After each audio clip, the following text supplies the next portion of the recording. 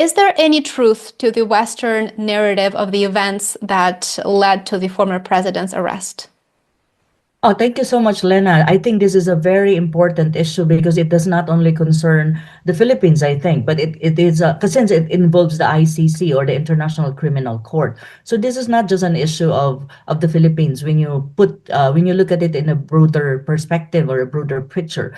I think first and foremost I have to discuss a little bit about the fight against illegal drugs or anti-illegal drugs campaign during the presidency of former President Rodrigo Duterte.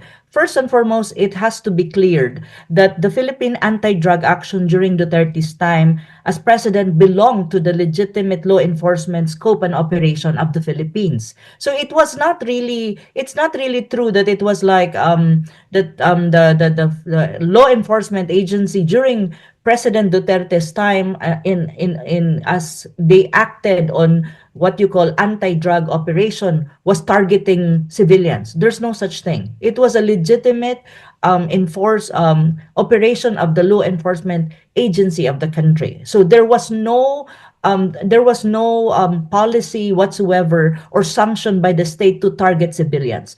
The illegal drug campaign of the Duterte administration was directed to criminals, the drug lords. Of course, there are low-level drug peddlers and all of these things.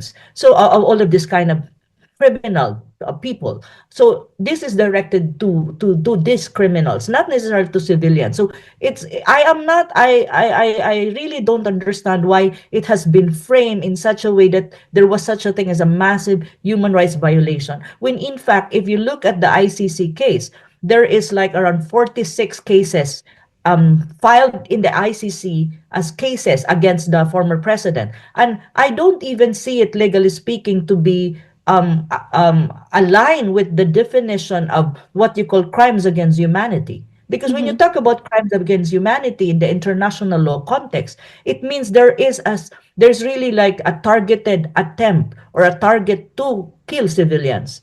And the same manner what happened to Palestinians in Gaza. That is a tantamount to crimes against humanity. It's like tantamount to genocide. But that is never the case of the fight against illegal drugs during the Duterte administration.